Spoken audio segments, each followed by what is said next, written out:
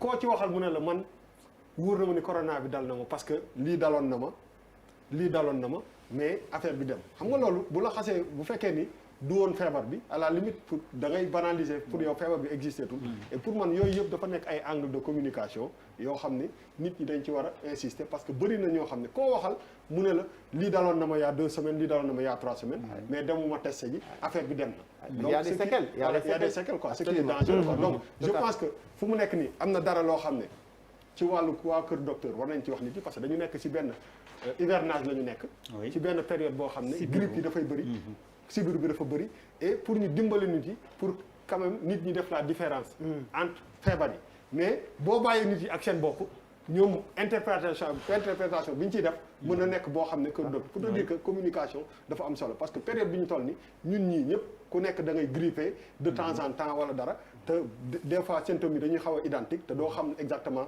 ban mooy si ban donc man na bëggoon aussi si côté boobu nga wax ñu si quoi parce que normalement suñu demee vers côté boobu peut-être que on peut se retrouver avec beaucoup de gens qui sont positifs quoi. Non mais bu loolu dëgg la surtout nag sax période bii nii xam nga li gën a métti ci période bii mooy période sibiru déjà lañ nekk ñu bokk ay signes yoo xam ne dañ niroo déjà signe coronavirus ak signe sibiru dañ niroo mais li nga wax luy dëgg la parce que même bu fekkente ne su la dalee wér parce que en réalité plus de 75% ñi ni dal ay forme frustrée lañ dañuy wér mais dañu bëgg ñu xam que ni bu ñu wéree tam dafa am ay séquelles yoo xam ne mën a def ci ñoom séquelles yooyu fibrose bi may wax moo ci gën a tuuti à quel niveau je veux dire en termes de pourcentage est-ce que c'est résiduel 0,1%, 1%, 50%, 75%? Parce que sinon ça devient une catastrophe. Non mais malheureusement j'ai pas des chiffres tey je ne pense pas qu'il y ait eu une étude assez précise bu ko waxee mais ce qui se passe mooy que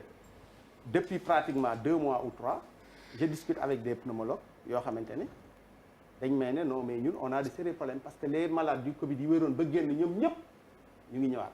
mais Bamba pratiquement parce que il y a des séquelles te loolu parfois il y a des gens yoo xam ne ils viennent avec des séquelles te kenn musu leen woon testé ñu positif ça veut dire qu'ils ont fait la maladie toog seen kër.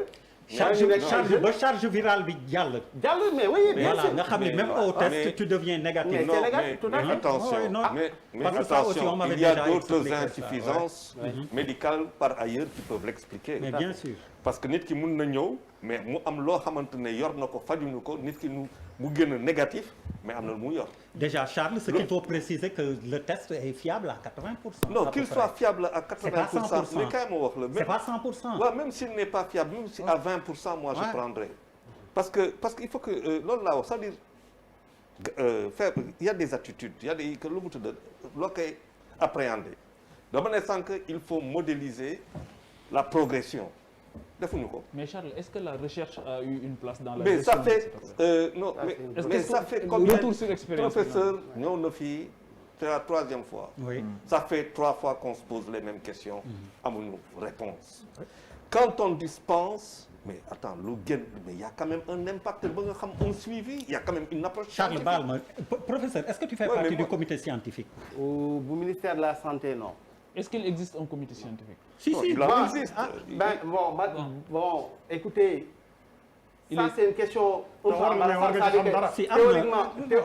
Théoriquement, il y a effectivement un comité scientifique, mais malheureusement, depuis quelque temps, bon, c'est vrai que c'est un peu en léthargie, parce que tout simplement, c'est une situation, bon, c'est en train de. Et même pour le dernier conseil présidentiel, le paradoxe.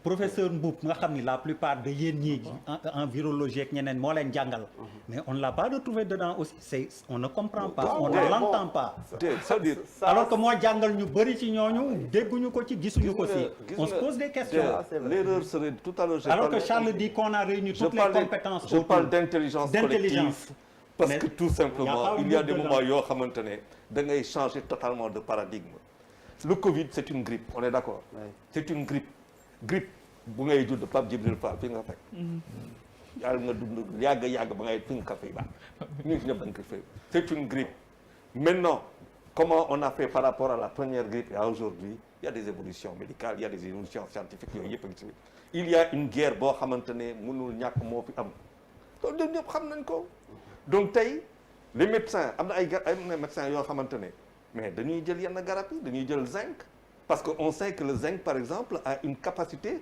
de protection antioxydant par rapport à kii boobu n'est-ce pas professeur am na ay médecins yoo xamante ne dañuy jël vitamine C am loo xamante ni jël ko pour mun a résister donc genre chimio préventive ou quelque chose comme ça yoo xamante ne ñu koy def mais quand on en a parlé ici ça fait 4 mois parce que le problème c'est pas le pic le problème c'est quand est-ce que tu vas te retrouver hôpital ak 2000 4000 5000 personnes 10 000 personnes tu es débordé suñu dëkk antanu ko et ça fait quand même pour un pays boo xamante ne la fac de médecine 1962 dañ ko def c'était l'école de médecine créée en 1976 je te dis pas le raté monumental ñun Sénégal par rapport à ce qu'on aurait pu faire avec notre médecine depuis 1916 mais ça c'est autre chose le vrai problème sans que mu ngi wax ay mu ngi wax ay kii il te dit 74% des cas Dakar a nekk mais tey la bonne information il y a combien de jeunes sur la totalité des personnes comment dire testées positives c'est quoi le ratio sur ce ratio là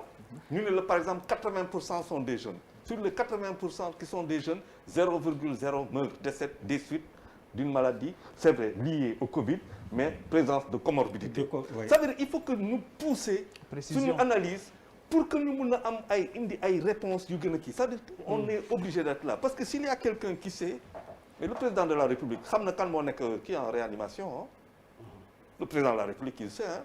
Et c'est parce qu'il le sait qu'il dit il faut que xale yi toog seen kër parce qu'il est informé quand on vient on lui donne quand on lui dit kay day noppi rek il peut pas dire les choses mais il le sait le ministre de l'Intérieur ñoom xam nañ ko c'est quelle bonne approche lañu am tey on est moi je suis pas d'accord avec le professeur moi je suis convaincu sur la maladie le plus difficile mais c'est le mois d'août et septembre à moins que on aille vers d'autres rendez-vous des rendez-vous yoo xamante ne convergence dit moo fay am alors bu dee loolu la on se retrouvera avec benn Covid boo xamante ne fii ba 2021 duñ si génn ça veut dire que tey qu'est-ce qu'il faut il faut être donc dans la prospective foog tey ñu ñeme ne quels sont les rendez-vous religieux que nous avons est-ce que le Sénégal dans cette possibilité boo xamante ne fii au mois de septembre on a atteint tel pic vers quoi on va aller que le 31 décembre il faut que ñu par exemple ñu bëgg a fêter ak il faut que ñu commencer ko parce que un pays aussi c'est ça. mais Charles moom la ñu xam nga suñu réew mi en temps normal dañuy wax que ni dafa bëri ay événements yu fiy jàll. que à la limite nit ñi du ñu liggéey te moom laa doon wax sax. man état foofu laa koy xaar moom mooy que ñu teel a anticiper sur des si ay moments yu am importance yoo xam ne ñoom dañ ci war a teel a anticiper jël ci ay décisions yoo xam ne day tax. décision yi ngeen jël yëpp mu xaw a am tuuti mu conforme ak loolu mais parce que boo signaler gauche jàdd droite mais ça ne sert à rien du tout te loolu ñun foofu la ñuy xaar état mu wax ñu exactement fan la ñu jëm par exemple bu gàmm gu ñëwee bu màggal bi ñëwee bu décembre ñëwee fu ñu nan la ñuy def tam xarit bii di ñëw qu'est-ce qu'on fait xam nga li ma la bëgg pour man état les universités aussi c'est septembre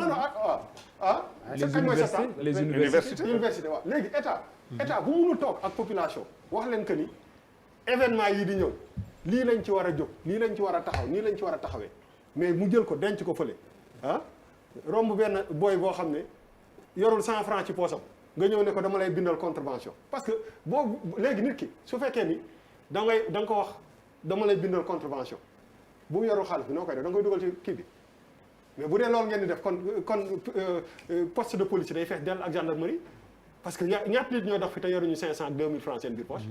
et attention aux prisons. waaw non moom laay wax c'est-à-dire que aujourd'hui xam nga France dañ lay bindal ticket jox la ko nga dem dugal sa kii fay ko on n'est pas assez organisé pour loolu donc dafa bëri ay affaires yoo xam ne dañ la naan. fan ngay fayee. ak na neef boo fay nan bu la waaj ne yor ma dërëm sam poche 100 francs bi ma jëlee car rapide laa yor mais lan nga koy def da nga koy embarquer mais boo ko naree def di nga embarquer chaque jour 10 000 personnes.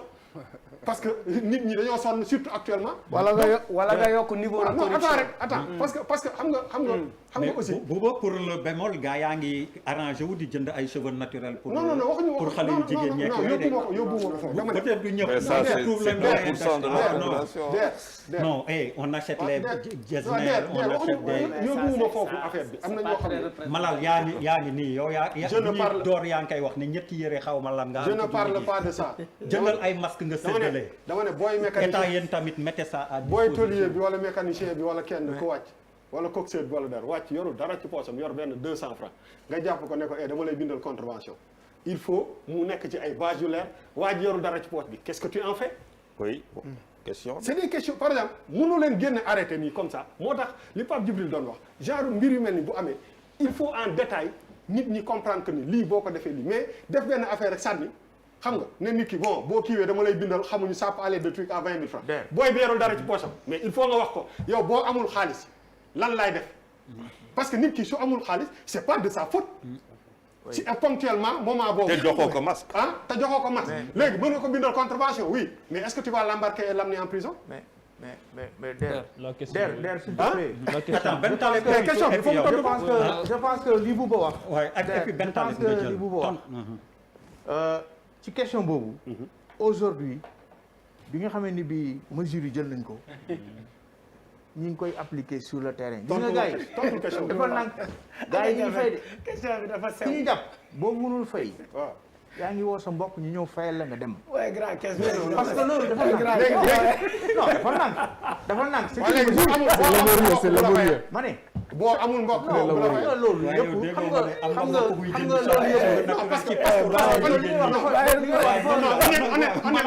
je suis désolé li ngay wax mais réponse li bi ngay wax dafay yàq. ay réponse bi daal ci sara non dama ne.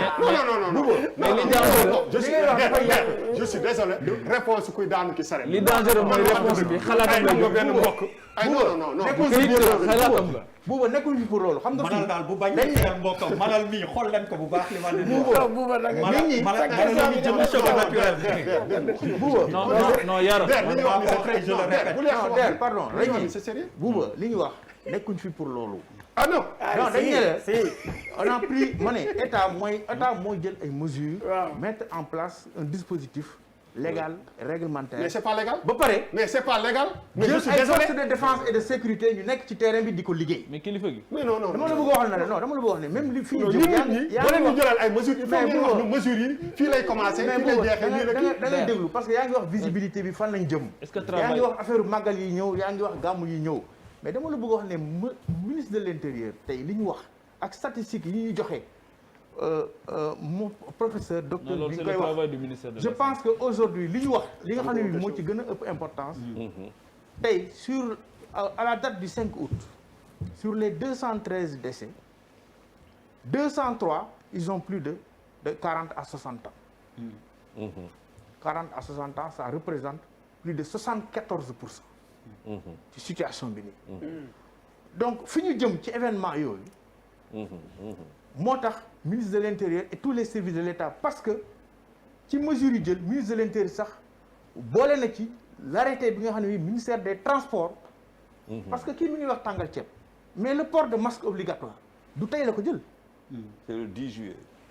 c'était pris depuis le 7 avril depuis le 7 avril bi nga xamee ni bii état d'urgence bi jeex na mu renouveler waat ko pour le port automatique obligatoire de masque. mais c'est pas obligatoire. C'est pas obligatoire. même ci explication ministre bi c'est pas obligatoire. boo duggee benn lieu public. le port obligatoire non c'est obligatoire C'est pas dans le sens où boo ko takkul ci conditions yi la wax.